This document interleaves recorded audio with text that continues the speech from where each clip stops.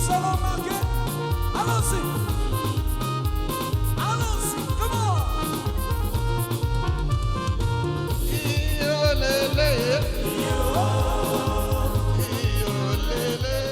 La vie de Papa Olangui est un livre ouvert. Les premiers écrits sont ceux contenus dans le livre prophétique de Jérémie chapitre 1er au verset 5.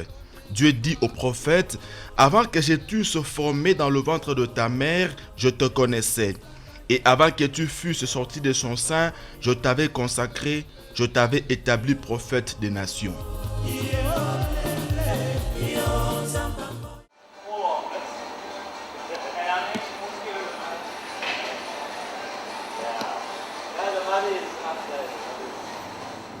Tout ce qu'il était, tout ce qu'il a eu, tout ce qu'il a vécu et fait procédait du plan de celui qui l'avait appelé sur la terre des hommes pour un but, peupler le royaume des cieux.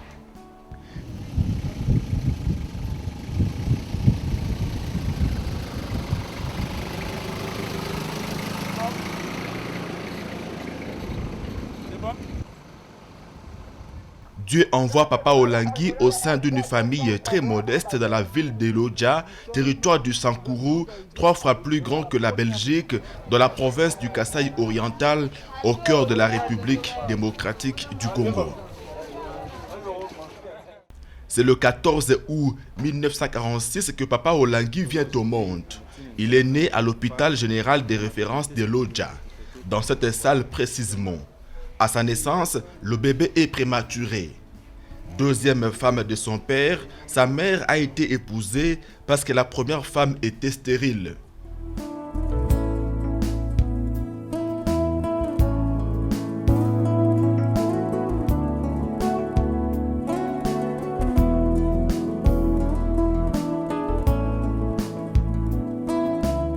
D'un père cuisinier de prêtre, ensuite moniteur ou instituteur de l'école primaire, enfin commerçant, il était deuxième d'une famille paritaire de 8 enfants, 4 garçons et 4 filles. C'est quelqu'un qui ne parlait pas beaucoup. Très décisif, autoritaire, et c'est comme ça, à chaque fois qu'on commettait des erreurs, de fautes et tout, il était là pour nous réprimander. Nous, on avait plus peur de Papa Olangui que de parents.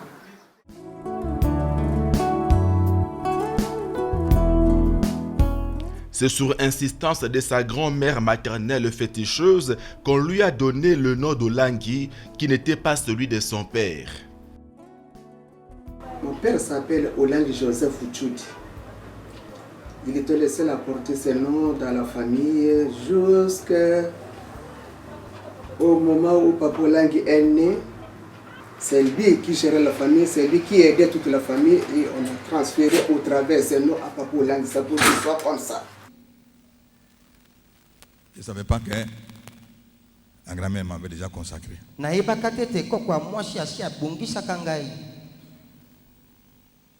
Que je devais réussir dans la vie et que je devais prendre la charge toute la famille.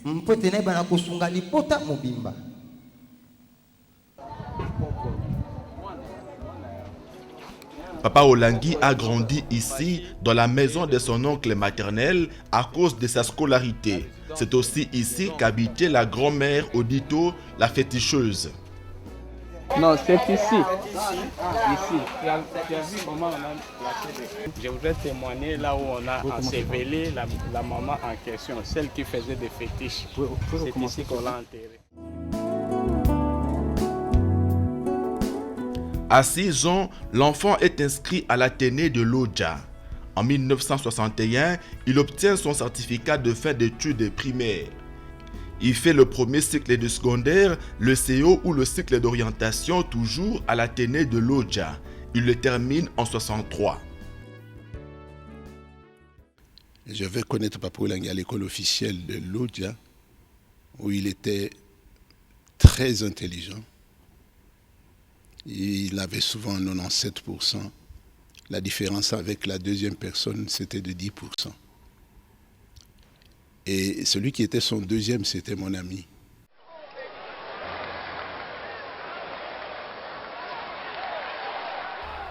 En 1963, des troubles tribaux sévissent à Lodja. L'oncle de Papa Olangi décide de l'envoyer à Kinshasa pour poursuivre ses études.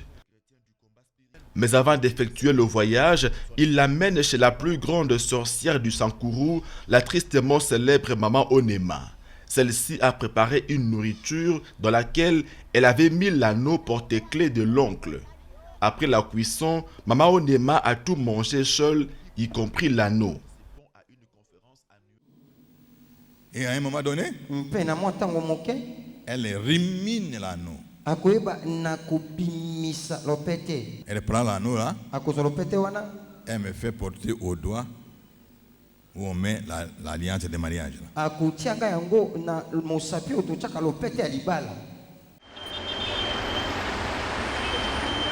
En 63, il arrive à Kinshasa et habite chez sa tante. Il commence les humanités. 2 ans plus tard, soit en 65, il va passer le test d'obtention de la bourse d'études en Belgique pour le moniteur de son cousin. Ce concours était organisé par la coopération belge au Congo. 200 élèves furent sélectionnés sur toute l'étendue du territoire. J'ai connu Joseph Olangi dans les années 60. Nous avons passer des examens ensemble pour avoir une bourse d'études pour aller étudier en Europe. On appelle. Et puis tout d'un coup, j'entends mon nom. Joseph Olangi. Je suis entré. Lui, celui qui m'a amené, n'a pas été appelé. Je pense que Olangi et moi, nous étions parmi les 10 premiers de ces 200 personnes. Le 8 août 65, Papa Olangi s'envole pour l'Europe. Il poursuit ses humanités scientifiques et en 67, il obtient son diplôme d'état ou bac, mais aussi son diplôme d'accès à l'enseignement supérieur et universitaire. À l'Université catholique de Louvain en Belgique, il est admis après concours en Polytechnique. Quelques amis belges qui étaient là, ils m'ont dit un noir, il peut tout étudier, mais pas la physique, pas la chimie. Alors c'était un défi lancé et à Olangi et à moi. Et donc on a dit non, on va quand même montrer que nous, les noirs aussi peuvent étudier la chimie et la physique. C'est comme ça que c'était pour relever le défi que lui allait faire la chimie et la physique et moi je allais faire la chimie. En première année de Polytechnique, son père lui écrit du village pour lui demander de se marier parce qu'il ne voulait pas mourir sans caresser les cheveux de ses petits-fils. On lui dit, si tu veux épouser une femme, nécessairement, il faudrait que ce soit une Congolaise. Mais avant que papa n'aille en Belgique, en 1904, au cours d'un défilé, il avait rencontré mademoiselle Elisabeth Eoucho, que nous appelons tous affectueusement Maman Olangi. Une image me revient. Ah, comment faire pour retrouver la fille là que j'avais vue au défilé? À Lodja. La jeune fille du défilé. Une équipe de CVV International s'est rendue sur le lieu où l'élève Joseph avait vu sa perle rare. Ce sont les lycéennes qui commençaient d'abord à réfléchir le défilé à partir d'ici avant d'aller au stade. Alors on prenait toutes les écoles catholiques à partir du lycée d'Okenye pour se diriger au stade. C'est à partir d'ici. Donc c'est ici que papa a vu Maman Olangi, le défilé. Ouais, ça c'est grave. C'est grave.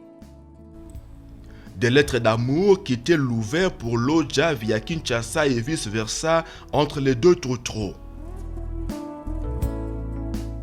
Le jeune universitaire, le Belgicain rentre au pays en 1968. Il se présente chez sa belle famille, en l'occurrence chez l'abbé Victor Kainda qui éduquait sa fiancée. Il retourne en Belgique. Après versement de la dot, la même année, il fait venir sa jeune épouse en Belgique. Je n'oublierai jamais la date, c'était le 23 décembre 68.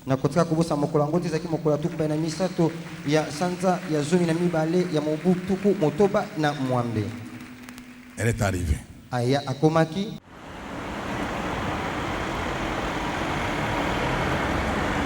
C'est ici, à l'église Sainte-Marie de Liège, que Joseph et Élisabeth se sont dit oui devant Dieu le 24 mai 1969. Un témoin qui était venu en retard et qui a trouvé les nouveaux mariés prenant des photos dans un parc à quelques encablures de l'église relate. On a entendu un bruit. Il y a un couple qui vient de se marier, mais la femme est trop belle. Ma marraine a dit on va aller voir. On a couru à pied. On est arrivé au parc, là ils avaient déjà terminé à l'église. On a admiré la fille, la femme. On l'a admiré, en tout cas, elle était trop belle. Donc nous sommes mariés vraiment des enfants. On ne connaissait rien. Elle avait 18 ans, moi j'avais 20 ans. Des enfants. C'est comme ça que nous avons commencé notre vie. Ça, je dois dire qu'on était pieux. On ne s'intéressait pas à cette vie-là, du tout. Ni nous ni moi, pas du tout. Nous, c'était les études et c'est tout. Cette vie-là de fréquenter les filles, comme je vois les jeunes gens le faire aujourd'hui, on ne connaissait pas ça du tout.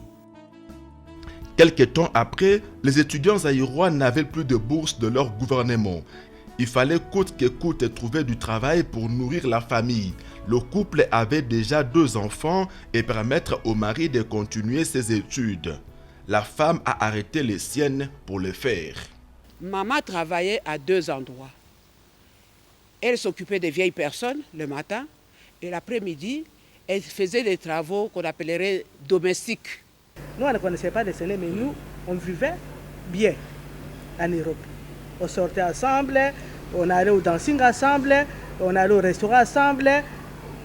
Nous étions mariés jeunes, donc je m'habillais à mini-jupe.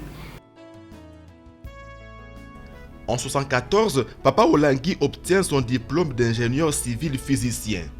L'année suivante, celui d'ingénieur en systèmes informatiques à Bruxelles. Et une année après, un autre diplôme d'ingénieur concepteur des systèmes de gestion informatisés à Paris. Tout ce qu'il faisait, il réussissait. Ça, c'était un génie. Pour moi, c'était un génie. En 1976, le mari d'abord, la femme et les 3 premiers enfants ensuite rentrent au pays. La famille s'installe à Lubumbashi. Papa Olangui travaille à la Gécamine, le fleuron de l'économie du pays à l'époque.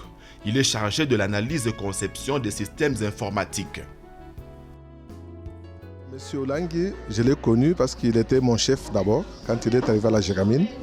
On a travaillé avec lui pendant tout le temps, assez bien de temps, avant qu'il ne quitte pour aller à Kinshasa. Mais c'est quelqu'un qui m'avait laissé une très bonne impression. Pourquoi? Parce qu'il était calme. C'était un type avec qui on s'entendait, qui ne faisait pas de problèmes aux gens. Pendant ce temps, l'air est irrespirable chez monsieur et madame Olangui. Et pour cause, les liens de la servitude. Ils avaient été solidement tissés quelque temps avant le retour de toute la famille au pays. C'était lors des obsèques de la mère de Papa Olangui au village. Maintenant que tu rentres, maintenant, il ne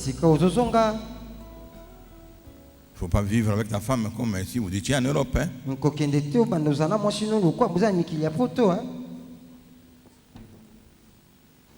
Elle qui a vécu la vie d'une petite Européenne, elle devait vivre dans un terrain de football avec tout ce monde-là. Dans quelques chambres, elle devait mettre les belles-sœurs et sa fille Virginie et les bébés Sophie à cette époque-là, et les garçons avec ses beaux-frères. Non seulement avec les beaux-frères et les grands-pères. Papa en soi était consacré. Consacré pour notre lignée. Fils aîné, hein, les tantes, les oncles et tout, c'était papa qui était l'aîné de la famille.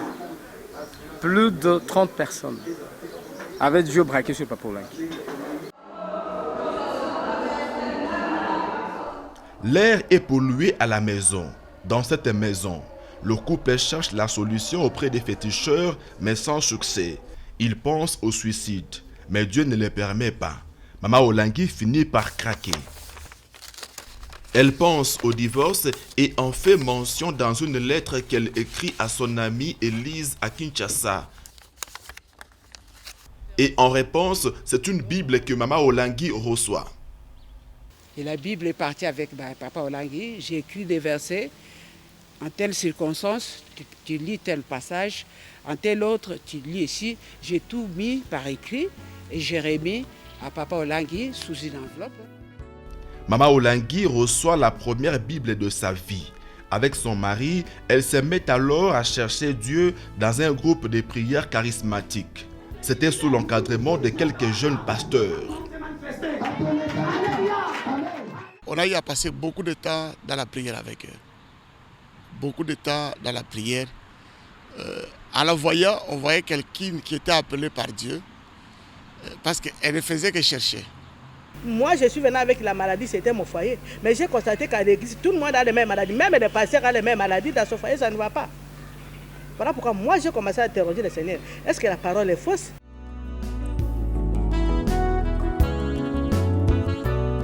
C'est à l'église pentecôtiste Fepako Nzambe Malamu que le couple Olangui rencontre et reçoit véritablement Jésus comme Seigneur et Sauveur de leur vie. C'était dans cette église de la commune de la Katouba.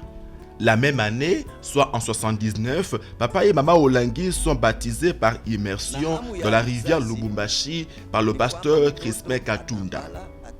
Mais cette nouvelle vie n'avait pas changé grand-chose dans le foyer. Les bagarres et les disputes n'en finissaient pas, tout comme les infidélités du mari.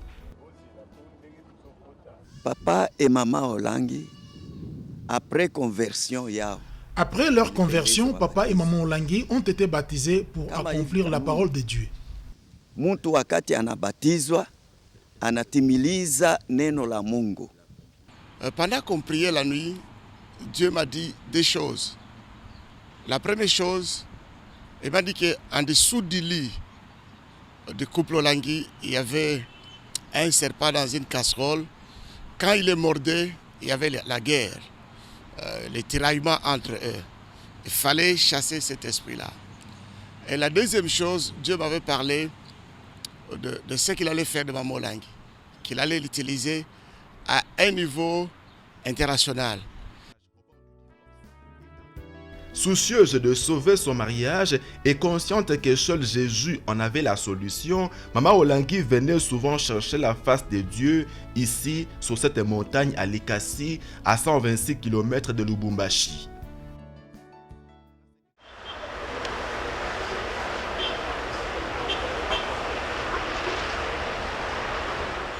Engagé à la Société nationale d'électricité à la suite d'une offre de service, Papa Olangui et sa famille quittent Lubumbashi pour Kinshasa en 1984.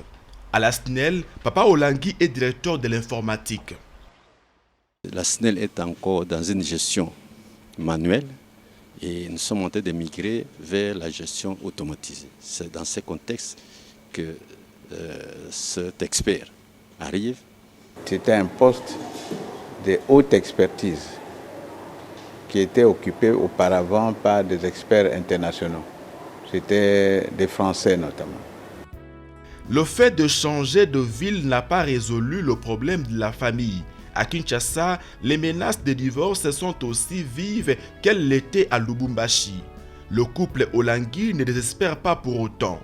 Il cherche Dieu dans plusieurs communautés chrétiennes. Papa Olangui est notamment au full gospel. Maman Olangui fait spirituellement feu de tout bois pour sauver son foyer. Leurs efforts ne sont pas restés vains. Après 8 ans de pleurs, la lumière jaillit. Le jour de l'explication arriva. Dans sa fidélité jamais démentie, le Dieu de Jérémie 33:3 se révèle à sa fille. Le Seigneur lui a dit que tout ce que vous avez vécu, c'est les liens. Mais ces liens-là, il faut les couper. faut les détruire pour avoir la délivrance. Et pour les couper, pour les détruire, il faut combattre. Voilà comment la révélation est venue.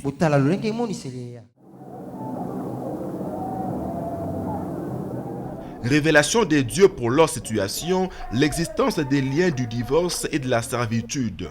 Le couple doit s'engager au combat afin de les briser. La femme le fait, mais l'homme hésite, raisonne. Résultat, Dieu visite d'abord Mama Olangi et lui ordonne de partager son message de la délivrance avec d'autres femmes frappées de plein fouet par les méfaits de la coutume. En réponse à l'appel divin, Mama Olangi se rend à Brazzaville pour commencer l'œuvre, évitant toute confrontation avec la communauté à laquelle elle appartenait. Voici le premier groupe de femmes que Mama Olangi a commencé à encadrer au Congo-Brazzaville, bien avant la sortie officielle du ministère en 1991. Dès qu'elle a vu que Jésus l'a délivré, qu'est-ce que Marie-Madeleine a fait? Amen. Petit à petit, Papa Olangi a fini par comprendre la vision que Dieu a donnée à son épouse et y adhère. Lorsque le couple s'est engagé au combat spirituel, la délivrance est venue avec comme résultat le retour de l'harmonie, de la paix dans le foyer et dans la famille. C'est alors que le Seigneur donne à Papa et Mama Olangi une révélation, un ordre et une mission. La révélation. Les coutumes et traditions humaines amènent l'homme à commettre des abominations vis-à-vis de Dieu et le placent dans une position de malédiction. L'ordre, annoncer le message du combat spirituel dans le monde entier pour la délivrance des captifs, une délivrance qui passe par la connaissance de la vérité. Enfin, la mission du couple Olangi s'articule autour de 4 points. Gagner les âmes à Christ, les délivrer intégralement de l'emprise de Satan, les former au combat spirituel et en faire une sainte assemblée de vrais adorateurs du Dieu vivant. Et pour bien le faire, il faut structurer les choses. Ainsi, la CFMC, Communauté internationale des femmes messagères de Christ, est créée officiellement à Kinshasa le 10 mars 1991. Le CPM, Centre Peniel Mondial, le 14 mars 1992. Et toujours à la même année, précisément le 19 juillet, la jeunesse chrétienne combattante, JCC, voit le jour. Ces 3 organismes s'occupent respectivement de la formation des femmes, des hommes et des enfants. Et pour mieux organiser leur mission qui vise tout homme et tout l'homme, Papa et Mama Olangi créent le 1er novembre 1993 la Fondation Olangi Wosho, une organisation chrétienne internationale, non religieuse, non gouvernementale, apolitique et sans but lucratif et d'utilité publique. La mission que le Seigneur nous a donnée, c'est de créer une école de la vie. Une école de la vie, c'est-à-dire une école où nous allons apprendre aux gens comment vivre selon la volonté de Dieu. Cadre d'expression de la vocation altruiste du couple fondateur, la FOW intervient dans les domaines spirituels, éducatifs, social et humanitaires.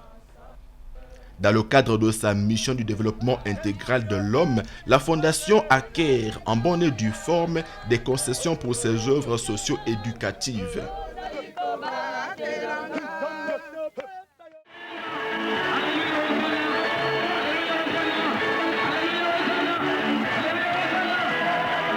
Comme feu de brousse, l'œuvre évangélique de Papa et Mama Olangi embrase la République du Zaïre à l'époque. Elle ne peine pas à gagner toute l'Afrique centrale. Ce que Dieu avait promis se réalise. À Kinshasa, des milliers de personnes affluent pour écouter le message jusque-là inédit du combat spirituel qui dénonce clairement les méfaits de la coutume et la sorcellerie.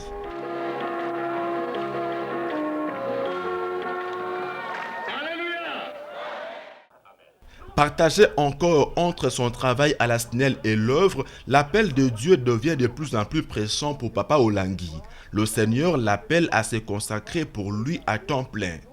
Après moult hésitations, il démissionne de la SNEL où il était directeur en 1996. Même le directeur général avait refusé sa démission à l'époque, parce que c'est un homme qui avait la rigueur, un travailleur infatigant. Il a travaillé à la SNEL, il a travaillé à la GCAMIL, et directement il bascule dans la vie chrétienne. Parfois on se dit comment un homme qui avait, Maman Olangi avait l'habitude de le dire, que son mari était d'abord déjà un grand homme. Oui. Il était d'abord déjà un grand homme, ce n'est pas peut-être les moyens qui manquaient, et du coup il bascule dans la vie chrétienne. Ce basculement, parfois les gens s'étonnent, comment est-ce que ça se produit? Qu'est-ce qui se passe? Quel est l'élément déclencheur s'il faut rester sur l'homme aujourd'hui? C'est l'obéissance. L'obéissance d'un homme. L'humilité aussi. La Bible dit que chacun marche selon son appel et selon la part qui lui a été faite. Dieu est Dieu. Vous pouvez résister comme vous voulez. Mais quand vous êtes devant Dieu, quand Dieu vous touche, vous devenez comme une plume, sans poids. Et les formules changent aussi. Oui, les formules changent aussi. Quand nous avons eu la révélation du combat spirituel, le Seigneur nous avait demandé d'abord de faire beaucoup la repentance. Expansion du ministère, certes, mais au prix de beaucoup de sacrifices du couple visionnaire. Nous étions encore très jeunes. La SNEL vient de nous acheter la maison à crédit à la cité Maman Mobutu. Et le Seigneur m'a dit la maison là, parce que vous n'allez pas faire le ministère de mendicité. Vous n'allez pas commencer le ministère et chaque fois que je vais vous utiliser, faire la quête, donner l'argent, vous allez voyager. Le ministère ne peut pas aller de la voie. Vous vendez la maison pour moi, je vous achèterai des maisons. Cette maison, la voici. Le bien de plus grande valeur que la famille Olangi avait à ce moment-là, comprenant 5 chambres à coucher, 2 salles de bain, un salon, une cuisine et une annexe. La maison a été vendue le 28 avril 1993, soit 2 ans après le début du ministère. Voici les reçus signés par les partis. C'est dans cette annexe que Maman Olangi voulait mettre son atelier de coupe et couture. La famille qu'il a achetée des mains du couple Olangi habite encore dans cette maison. On avait donné une grande avance et le reste, ça a pris courte durée. Et nous avait donné à l'époque, c'était 40 000 $. L'œuvre grandit et avec elle, la renommée du couple Olangi. Papa et Maman Olangi sillonnent le monde pour annoncer le message du combat. Ils sont invités en Afrique, en Europe et en Amérique. Sur le même podium que les grands du monde évangélique, ils partagent leurs révélations, comme ici à Louisiane, à la Nouvelle-Orléans. Nous sommes en juillet 2001 à la 26e convention de End Time. C'est une organisation qui regroupe les serviteurs et servantes des dieux du temps de la fin. Elle était dirigée par sa visionnaire, la sœur Gwen Shaw. Papa et Maman Olangi, en leur qualité de membres de End Time, avaient conduit une grande délégation de leur ministère. Le message que nous vous donnons aujourd'hui, il faut que les Noirs qui sont ici en Amérique prennent conscience que Jésus est venu pour les libérer. You have to realize that Jesus came to set you free. Le plaisir d'accueillir parmi nous le pasteur Monty, le pasteur Robert.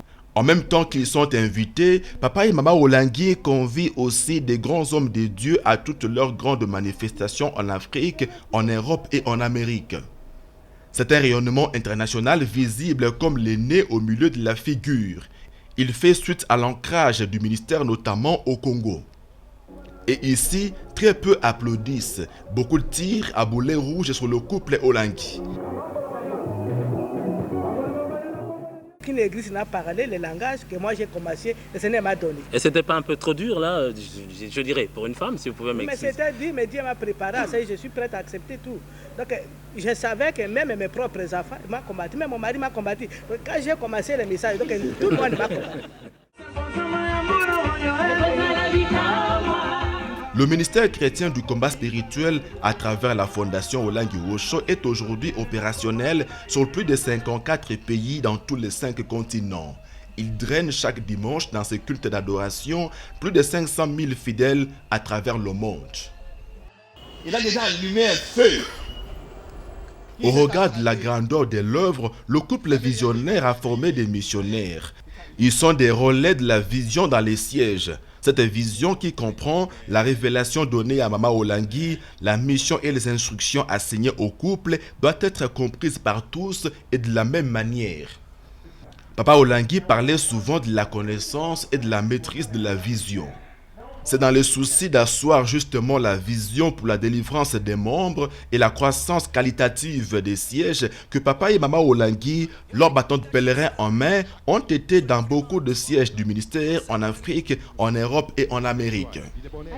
En tant que premiers missionnaires du ministère, ils se sont investis avec tout leur cœur pour que le nom de Jésus soit glorifié dans tous les sièges et noyaux.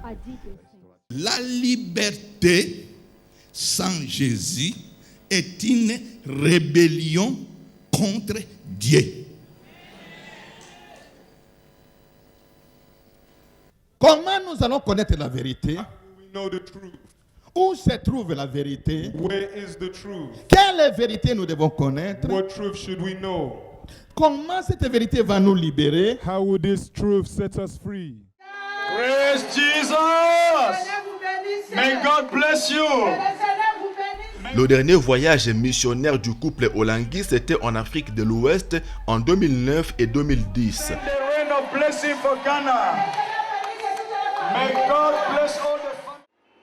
Ils ont passé 10 mois au Bénin, Nigeria, Togo et Ghana.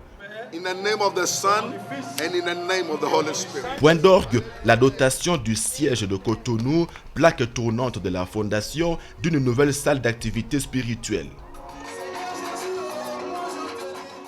On peut donc dire que mission accomplie à Cotonou?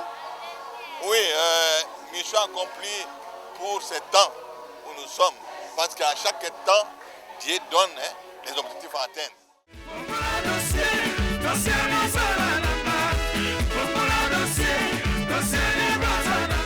Bien avant d'aller en Afrique de l'Ouest, il venait de passer presque une année en Afrique australe, précisément à Johannesburg, 2008-2009, toujours pour asseoir le ministère.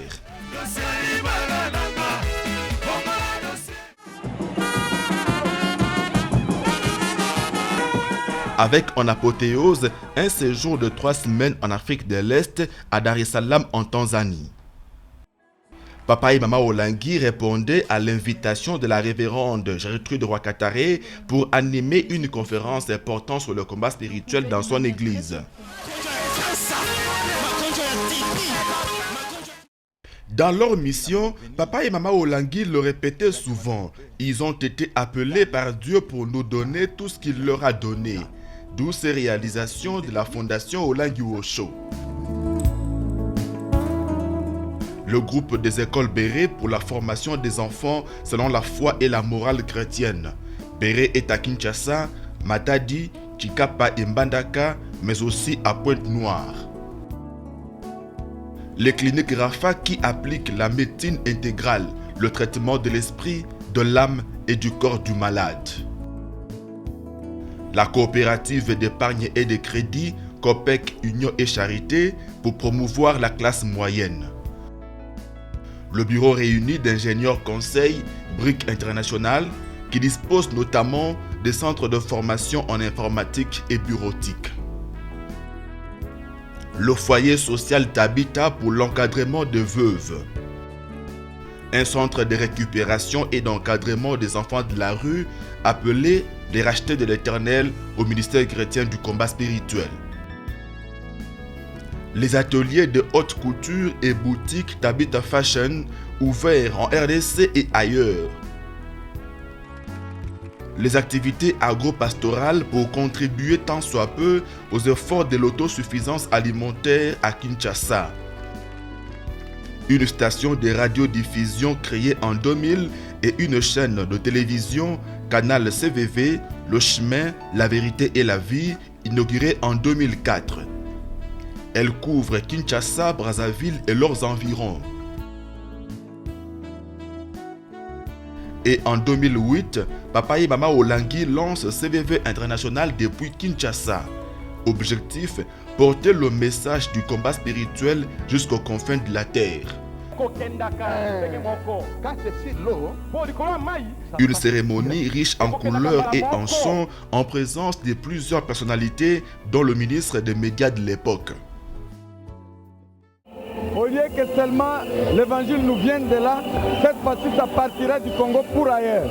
Et ça va changer l'image du Congo. Et je suis convaincu que nous sommes sur la voie de la libération du Congo. A été souhaité pour... En août 2013, Papa Olangi est à l'origine de la création du regroupement de chrétiens médecins RCM à Kinshasa. Sa mission, permettre à ses membres d'exercer leur profession en accord avec les principes de la vie définis par Dieu, le créateur de la vie.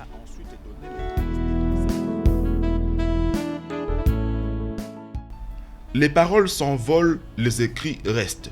Papa et Maman Olangi ont écrit ensemble et chacun de son côté à ce jour 16 livres qui traduisent la vision et la mission reçue des dieux. Dans cette production littéraire figure en bonne place leur biographie. Le couple Olangi, une vie de victoire en Jésus-Christ, écrite par un pasteur, disciple de Jésus au siège de Lausanne en Suisse.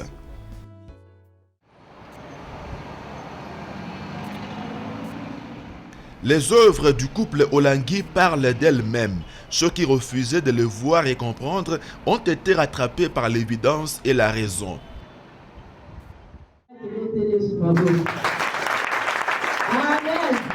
L'image a changé parce que l'importance et la pertinence du message du combat ne sont plus à démontrer. Ceux qui s'opposaient à ce message, aujourd'hui, ils prêchent le combat spirituel dans leurs églises et ministères.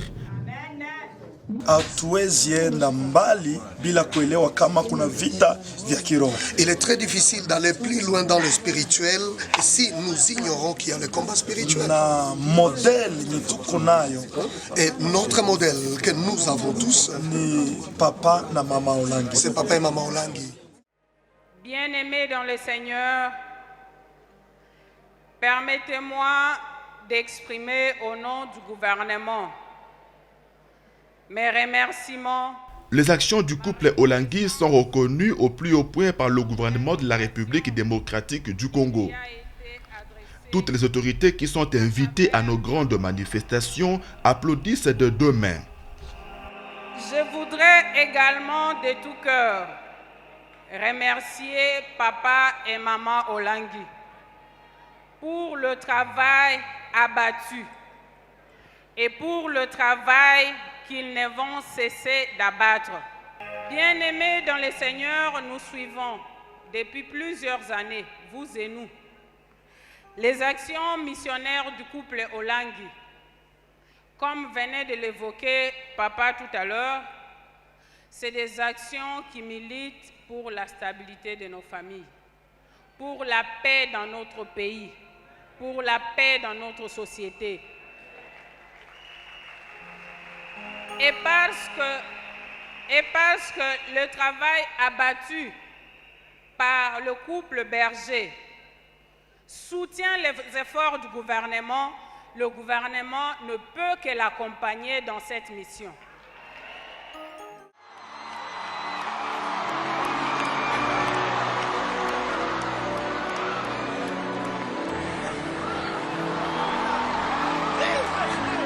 L'aura spirituelle de Papa et Maman Olangi a pris une autre envergure à l'international à partir de 2000. Des rencontres ont lieu, des amitiés et des relations de famille se créent entre eux et leur père. Le couple Olangi a été utilisé par Dieu comme porte d'entrée de grands hommes de Dieu américains en Afrique centrale. L'évangéliste Benny Hinn en 2009,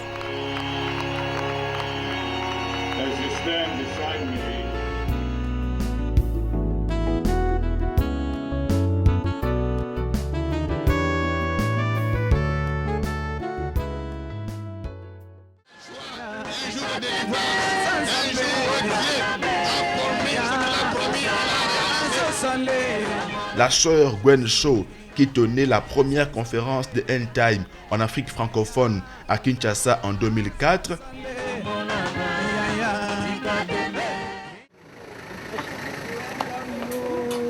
Pastor.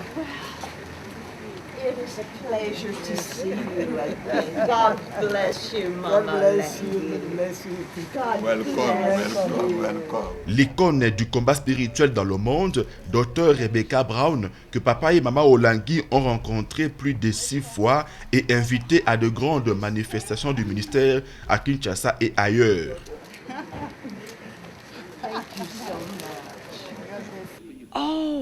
Ce sont de grands leaders et c'est un grand privilège de le connaître. Enfin, on a réussi à arriver chez vous, à votre maison, votre domicile. Que dire du patriarche Dr Maurice Serolo, ami personnel de papa Olangi? Rendant l'appareil au berger du ministère, il est venu plusieurs fois avec son épouse à Kinshasa. L'Esprit de Dieu qui est sur moi. Je vous l'accorde. Une double portion. Son dernier séjour remonte à 2016 lors des festivités marquant le 25e anniversaire du ministère chrétien du combat spirituel. Je veux que tu élèves tes mains. Dr Maurice Serolo a même été dans d'autres sièges de la fondation Olangi Osho, comme ici à Bruxelles en août 2017. Bishop Olangi. Le Bishop Olangi. Very dear friend of mine. Un ami précieux. Oh, I love him so much. Oh, je l'aime tellement. I have been with him. J'ai été avec lui. So many times. Tant de fois. 20,000 people in the meeting. 20 000 personnes dans la réunion. He is a great man of God. C'est un grand homme de Dieu. Great man of un grand homme de Dieu.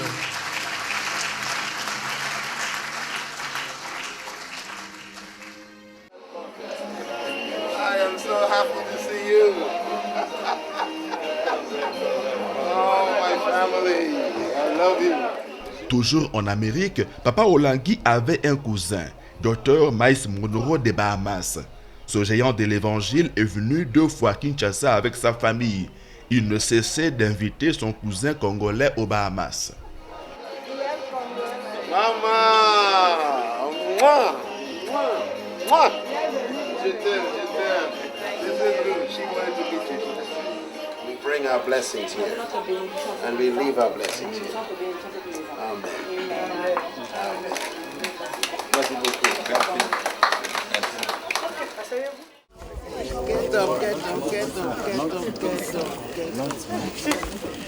En Afrique, papa et maman Olangi étaient aussi connectés aux grands, dont la très respectée l'archibishop Maman Margaret Benson Idahosa du Nigeria.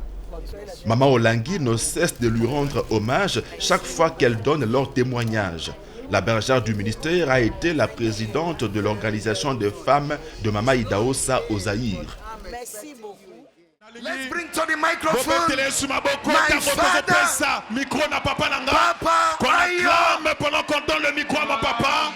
Toujours en Afrique, qui oubliera cette rencontre des 2 Joseph? Papa Joseph Olangi Onasambi de la République démocratique du Congo et Papa Joseph Ayo Orut Sejafor du Nigeria. Rencontre à Kinshasa en 2016.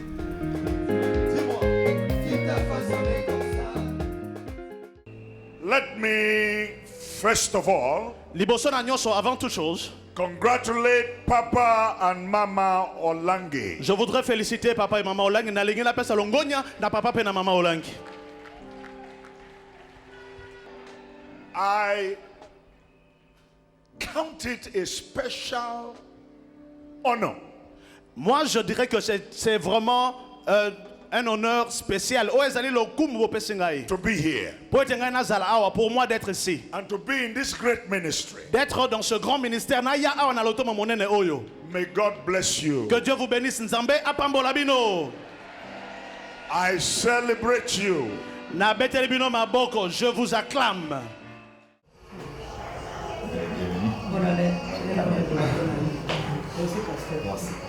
Dans le monde asiatique, le couple Olangi avait aussi des amis, des filles et fils. Plusieurs fois, ils ont été invités, notamment à Séoul, en Corée du Sud. Comme toujours, ils attendaient les instructions favorables du Seigneur.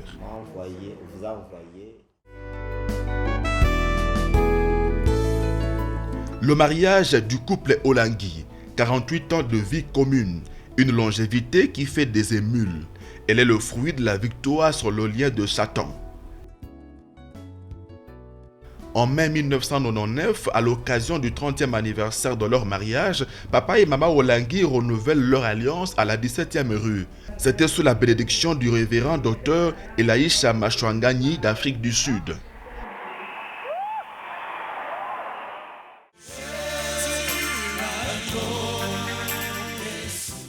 En mai 2009, c'était le 40e anniversaire. Le Dieu de papa et maman Olangui, Jésus-Christ de Nazareth, est au-dessus des lois établies et autres condamnations de nos familles. On se souvient du faste des cérémonies, d'abord au Grand Hôtel Kinshasa et ensuite à la Cité de Triomphe.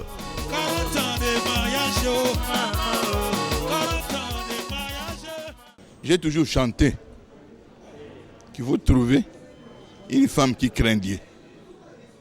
C'est ça que j'aime le plus. Je poserai la même question peut-être à maman. Maman, chez papa, le plus c'est aussi la crainte de Dieu. C'est toujours priorité, c'est d'abord la crainte de Dieu. Amen.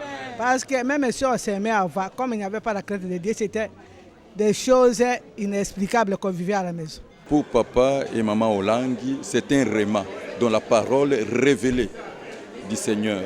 Ils prêchent par l'exemple de leur vie. Et là, nous les félicitons. De l'union de papa et maman Olangui sont sortis 7 enfants et 9 petits-enfants.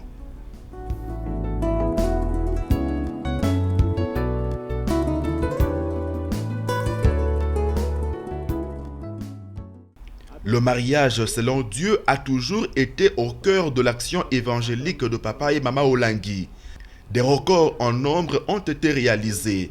En 1999, le couple Olangui organise les mariages de 135 couples des disciples et messagers de Jésus. Et en 2015, 60 couples régularisaient leur union devant les familles, l'État et Dieu. Le ministère du couple Olangui a restauré, consolidé et valorisé le mariage. C'est comme un médecin spécialiste en chirurgie, spécialiste en ophtalmologie, spécialiste en Yadibal et Bobia, c'est moi, avec papa Olangui.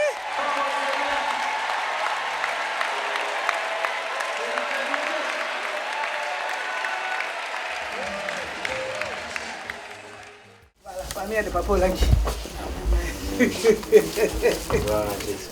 Cellule de base de toutes les sociétés, la famille, sa restauration selon la parole de Dieu, a toujours été l'un des axes majeurs du ministère du couple Olangui. Contrairement à ce que racontent les mauvaises langues, papa et maman Olangui n'ont jamais érigé un mur, mais plutôt construit un pont, Jésus-Christ de Nazareth, entre eux et les membres de leur famille. Je voulais encore en venir pour dire que maman Olangui a divisé la famille et tout. Oui. Non, nous sommes ensemble. Nous sommes ensemble. Quand il y a un problème au sein de la famille, c'est maman. Moi, quand papa travaillait à la SNEL, à la fin de chaque mois, c'est maman qui me remettait les enveloppes pour remettre à la famille. Ils étaient 15 pasteurs. Au chapitre des rencontres avec des chefs d'État, en 2001, papa et maman Olangui ont conduit une délégation des pasteurs des églises de réveil de la RDC auprès du président Joseph Kabila Kabange. Nous sommes en train de partir sûrement vers la fin de la guerre, vers l'installation de la démocratie. C'est dans ce contexte-là qu'ils souhaitaient aussi entendre les sons de cloche des hommes de Dieu que nous sommes. En 2006, le président Joseph Kabila Kabange reçoit papa et maman Olangui. À l'étranger, en février 2010, le couple Olangui en séjour missionnaire en Afrique de l'Ouest est reçu par le président du Ghana, John Atta Mills. Nous n'avons parlé que de Jésus-Christ. Et vous avez entendu même de la bouche du président comment il a la foi que son pays voilà, la prospérité va progresser avec Christ. Toujours au mois de février de la même année, Papa Olangui est reçu par le président du Bénin, Dr Thomas Yahi Boni. Cette convention a été une très grande réussite. Le gouvernement était présent à cette convention. Et c'est ainsi qu'ils sont venus dire merci au président pour l'hospitalité du Bénin, pour avoir permis que cette convention puisse se passer dans de très très bonnes conditions de paix et d'amitié.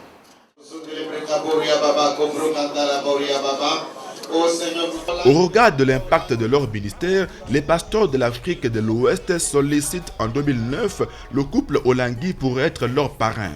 Ils créent un cadre, l'AEMCF, Association des Églises et Ministères chrétiens francophones. Papa et Maman Olangui s'investissent à travers des conférences et séminaires de formation dans plusieurs pays d'Afrique.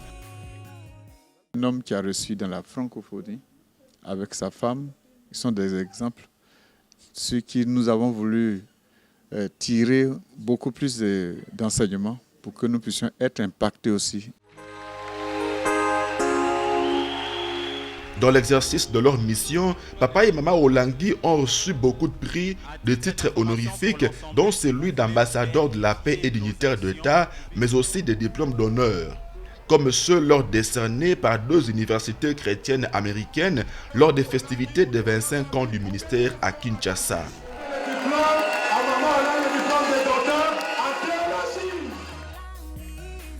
Notre patriarche a achevé sa course sur la terre des hommes le vendredi 29 septembre à Johannesburg, en Afrique du Sud. Le maître a rappelé son serviteur à l'âge de 71 ans, l'âge de bénédiction selon la Bible. Psaume 90, 10. Avant son retour auprès du Père, il a eu une vision. Papa n'a cessé de me dire à l'oreille, maman, c'est lui-là qu'on est venu chercher par Jésus. Ce n'est pas le petit-fils d'une féticheuse. Hein? Si j'étais encore là-bas chez Maman Dito, moi, je suis à Kozouanga. Exact. Le Seigneur était venu en personne prendre son grand général. Et après son départ, le Saint-Esprit a rendu témoignage de la présence de notre berger dans la gloire éternelle. Par-ci, par-là, des hommes, des femmes et des enfants ont eu des visions claires et nettes. J'ai vu de belles maisons là-bas. On marchait. Avec un ange de Dieu. Je lui ai posé la question, à qui appartient cette maison? Il m'a dit, c'est la maison de Papa Olangui. Alléluia! Alléluia! Notre patriarche est au ciel. Les grandes leçons qu'il nous a données se trouvent dans ces dimensions. Papa Olangui ne prêchait pas seulement en parole, mais aussi et surtout en actes. Alors les gens se demandaient, mais qui a marqué le but? Hey! Des dimensions de l'homme, un mari aimant, un vrai père, un homme nouveau. Une vie de repentance permanente. Il était conscient de ses origines d'un Koyi, léopard et de petit-fils d'une grande sorcière. Humilité et intégrité, on ne l'a cité dans aucun scandale. Doté par Dieu d'une sagesse et d'une intelligence supérieure. Berger et père d'une multitude de filles et fils spirituels à travers le monde. Une vie de jeûne et prière.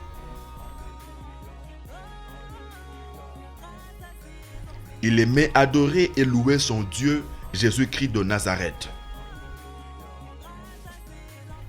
Il respirait la crainte de Dieu et la sanctification. Avec son épouse, ils étaient le premier partenaire de la fondation Olangui Osho. L'homme avait un grand détachement vis-à-vis de l'argent et des biens matériels. Pour que les parents aient une belle voiture, il faut forcer la main. Ça ne leur dit rien. Et si on leur achète une belle voiture, qu'ils acceptent, et encore il faut que ce soit quelqu'un, un enfant, qu'ils connaissent, ils connaissent son témoignage, ils connaissent son histoire, sinon ils ne prendront pas. Apôtre, évangéliste et docteur de la parole des dieux. Papa Olangi le bâtisseur. Toutes les infrastructures de la fondation Olangi Osho, en RDC comme en dehors du pays, sont l'œuvre de son génie. Il travaillait d'arrache-pied avec les comités de construction des sièges pour matérialiser les projets à la gloire du Seigneur Jésus-Christ. Un bon citoyen qui ne manquait pas de remplir ses devoirs civiques. Un patriote, même au loin, il pensait à son pays.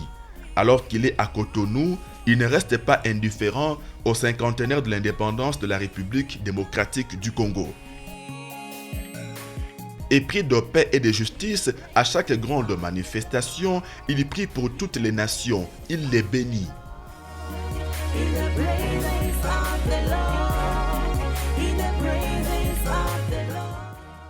En 2000, il organise une conférence biblique sur la paix au Congo-Brazzaville. Le pays venait de sortir de la guerre.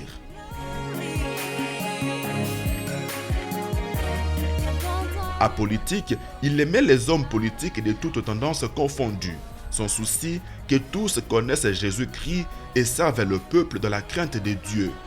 Pendant le 2e symposium en 2000, il avait fait recevoir Jésus comme Seigneur et Sauveur à 2 groupes d'hommes politiques de la mouvance présidentielle et de l'opposition. Humaniste, Papa Olangi était très sensible à la souffrance des autres. En 2010, à Cotonou, il organise un culte de compassion et de solidarité en faveur d'Haïti, qui venait d'être ravagé par un grand séisme. C'était en présence de l'ambassadeur d'Haïti au Bénin. À la suite de la catastrophe d'Impila en 2012, Papa Olangi et son épouse se rendent à Brazzaville pour remettre au gouvernement l'assistance matérielle et financière de la fondation Olangi Osho. Ils étaient reçus par la ministre en charge du secteur. Défenseur de la cause de la femme, Papa Olangi accompagnait son épouse dans les conférences et autres activités de femmes, comme ici dans l'état d'Ogun au Nigeria en février 2010.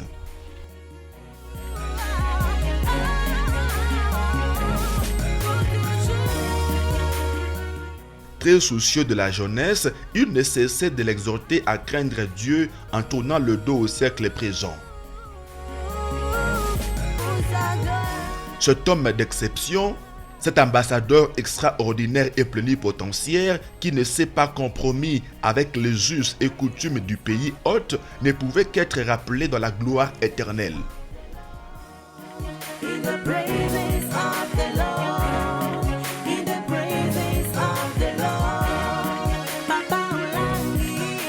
Même le professeur qui reprochait à Élisabeth d'avoir amené son ami Joseph là où les hommes intelligents deviennent des idiots a fini par faire son mea culpa. Donc aujourd'hui, vous estimez que Joseph ne s'était pas trompé en suivant Jésus? Il ne s'est pas trompé. Il a choisi un charisme que beaucoup de personnes connaissaient très peu. Il a eu cette grâce de répandre ce charisme et je lui donne tout à fait raison. Et peut-être que dans la vie, il faut avoir raison d'avoir tort pour mieux comprendre les choses. Vous comprenez ce que je vois? Avoir raison d'avoir tort pour mieux apprécier les choses après. Quelle grâce d'avoir connu Papa Joseph Ezekiel Olangi Onasambi. Il nous a légué un grand héritage. Pour moi, le plus grand héritage qu'il m'a donné, c'est Jésus-Christ Nazareth. Papa nous disait, quand vous avez Jésus-Christ, vous savez tout. Je peux vous avouer que la totalité de la vie de Papa Olangi, c'est un legs. Avec le rappel de Papa Olangi auprès du Père, c'est une nouvelle page de l'histoire glorieuse de l'œuvre qui souffre. When such a thing happens, quand une telle chose nous arrive, ce qu'il kamaboué comme il biso, God moves us to a different level. Va nous conduire à un autre niveau différent. Nous avons comme biso na niveau mon sous soit likolo. the person who started this church, I believe we all know is Mama Olangi. Parce que la personne qui a commencé ce ministère, je pense que nous connaissons tous Maman Olangi. So the founder of the church is still La alive. fondatrice du ministère est encore en vie. Maman Olangi Azaka Kanaba Moye. C'est pour ça que nous disons, nous, on ne prie pas pour les gens, on apprend aux gens comment prier. La gloire qui attend l'œuvre demain est de loin plus grande que celle qu'elle a déjà connue. La visionnaire, la Sunamite, en est consciente. Elle ne baisse donc pas les bras comme son modèle, Maman Idahosa, après le départ de son mari.